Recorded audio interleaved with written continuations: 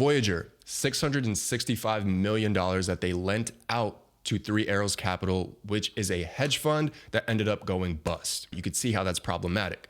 Voyager then filed Chapter 11 bankruptcy, claiming they have over 100,000 creditors that they need to pay back. Down the list, Celcius, they had a multi-billion-dollar loan backed by wrapped Bitcoin, and which is great. It was over collateralized, but the problem started happening when the price of Bitcoin, their collateral started going down. And to add to that, they also had a staked ETH position, which right now is a one-way street, right? You deposit your ETH into Lido Finance and you get staked ETH back. Then the peg of that, because it's a one-way street, started kind of getting a little off, and they were no longer liquid to kind of pay back all of their customers or users, whatever you want to call them. Next up, BlockFi. They lent $1 billion to Three Arrows Capital, which they did ask for $1.3 billion of collateral to kind of make sure that they have more than they're lending out. But then Three Arrows Capital went bust. The price of their collateral also went down, and you can see how that's problematic. Also, a part of that collateral was in GBTC, which happens to not be so liquid at the moment. So this is just a huge domino effect of all these centralized banks kind of making poor decisions, right? And that's what I want to talk about today. We will get to the part of, are your funds safe? I know a lot of you probably have crypto tied up in either Voyager, Celcius, BlockFi, Nexo. I mean, at this point, people are starting to question any exchange. Should I, get my hardware wallet and throw my money in there? Self-custody is starting to become a topic of conversation, as it should. But let's talk about the difference between these apps or companies that I mentioned and DeFi, because there seems to be a lot of confusion. And honestly, if I have to be truthful, I think the problem here really is user education. I mean, to be fair, the problem kind of starts when these companies, as I like to call them crypto banks, because that's basically what they are, kind of try to imply that they're like these DeFi apps or DeFi kind of bleeding edge type of crypto companies. And everybody's hearing, right? In 2021, everybody's talking about decentralized finance and how cool and on the bleeding edge of finance and tech this is. And then they hear about something like BlockFi or Celcius, and they're like, oh, cool, this seems to be exactly what I'm hearing about. So let me deposit my crypto because they're offering 5, 6, 7% on my Bitcoin, which sounds amazing, right? But then you got to ask, where are they getting 6% returns on Bitcoin? Bitcoin is not an asset that creates yield, right? So it all comes down to under the hood. When you think about it, it's exactly what your bank does. When you put your money in the bank, you can't call them up right now and ask, hey, where's my money, right? It's probably being lent out to somebody, a mortgage, whatever, right? You don't know. It's all a black box. Both banks and Voyager, Celcius, and BlockFi, they're a black box for user funds. So they can claim that you're getting or they're offering these yields.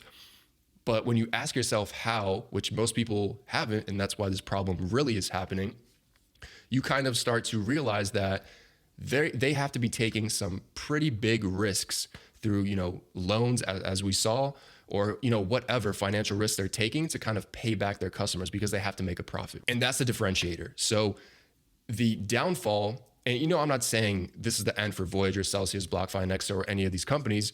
It could be, but the downfall of all of these comes down to one thing, and that's humans, right? Human trust and human error. So all of these, well, not all, but most of them, right, like Voyager and BlockFi, gave these loans to hedge funds or whoever based off of trust. Like, these guys are solid. They'll pay us back. They have a good reputation. But the problem is, who do you trust? So the motto of the blockchain and DeFi and all this crypto stuff tends to be don't trust, verify, right? And that's where traditional finance, centralized finance goes wrong. It's kind of funny because all of these dominoes kind of falling and everything just burning right now in the centralized finance world of crypto just kind of builds the case for DeFi, right? Because DeFi essentially is code, and code has rules, right? Set rules that can't be broken.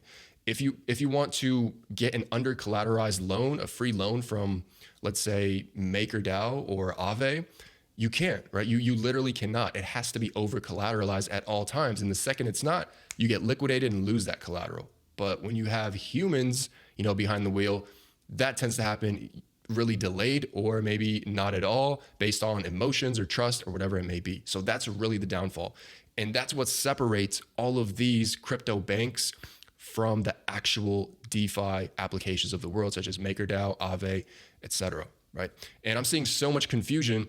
And it's kind of funny because last year in 2021, In my course, I looked back recently, I had a video that word for word literally says BlockFi, Celcius, Nexo are not DeFi. These are just banks disguised as DeFi. And once you put your crypto inside of there, it's not yours. You don't own it, right? And you don't know. It's like a black box. You don't know what's happening. Like word for word, this is like way, way before any of this like happened or went down. I'll put it up on the screen. You're probably looking at it. That's exactly what I said, right? Looking back, I didn't have money in any of these, right? I didn't have any of my crypto in there. And I don't think that's luck. It's because I asked the questions first. Like, okay, how can you offer me 6% on Bitcoin or 10% on Chainlink or whatever it is, right?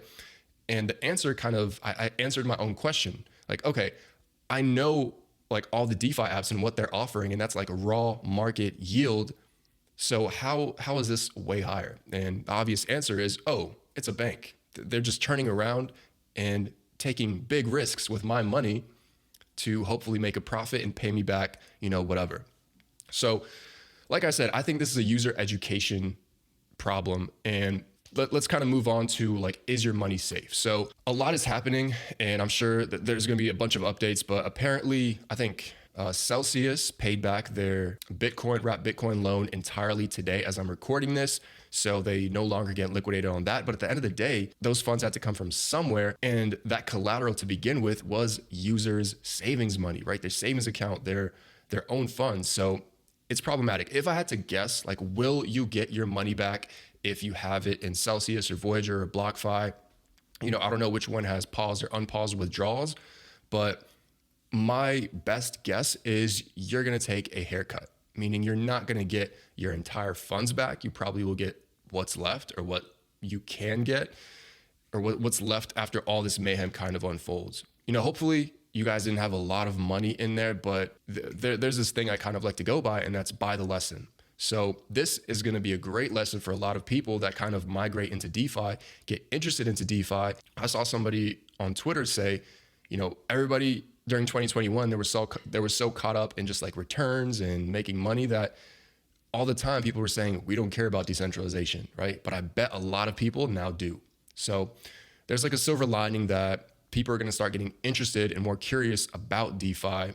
And this kind of helps build the case for it, right? And obviously, like, my channel is everything DeFi. And it's unfortunate that events like this have to happen, but it's super important to prevent them from ever happening by just educating yourself. So traditional finance is Voyager, Celcius, BlockFi, Coinbase, Binance, FTX, and those aren't bad, right? I think Coinbase, Binance, and even FTX do so much good for the space.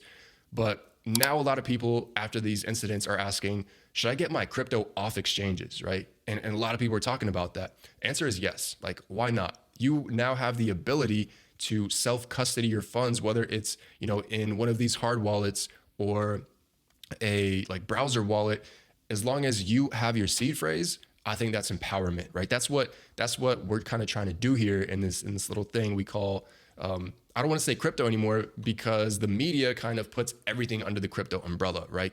When Voyager, Celcius, all this drama is unfolding, mass media is like, crypto's melting down. All these crypto companies are crashing, but these aren't crypto companies we're talking about, right? When you think about it, the real DeFi applications, protocols like Maker, Aave, Uniswap, they're all working as intended, right? They're all chugging along, and it's super boring actually in DeFi.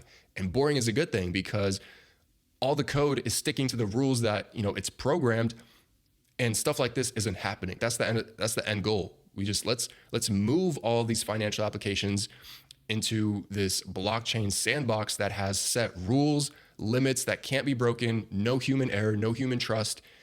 And let's kind of do things that way. So I know this is kind of like a freestyle off the top educational rant. There's not really, a big grandiose video with a lot of editing or anything, but I just had to talk about it because there's a lot of confusion, and I'm sure a lot of people are going to lose money in, these companies that I mentioned and just get turned off for a while from crypto altogether. When in reality, you should get turned off from banks, traditional finance, and all the stuff that we're kind of trying to move away from.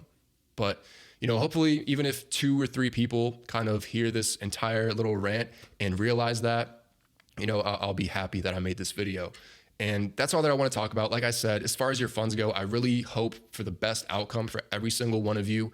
But I do implore you, learn about DeFi, learn about why, we kind of hate these kinds of things that happen in traditional finance and how we're trying to make things better, because it is still early. You still can get involved. Yes, I know we all want to make money. And the answer is yes, because you're early, you can make substantial amount of gains just for being early, right? But the most important thing is to educate yourself. I mean, when it comes to investing in new technology, you only have to be right once, but you have to learn every day, daily, right? So I'm just kind of pushing you guys to learn about this stuff. I do have a free website called letsdodefi.com, and I'll link that below. Get your education up. Hopefully, most of you were not affected. If you are, like I said, I just hope for the best outcome. And education is always the answer. And I guarantee you'll come out of this stronger, more educated, and probably wealthier in the long run. That's been it for this rant. Thank you. If you watched the whole thing, let me know in the comments, because I'll be surprised if anybody did. That's it for this video, and I'll see you in the next one.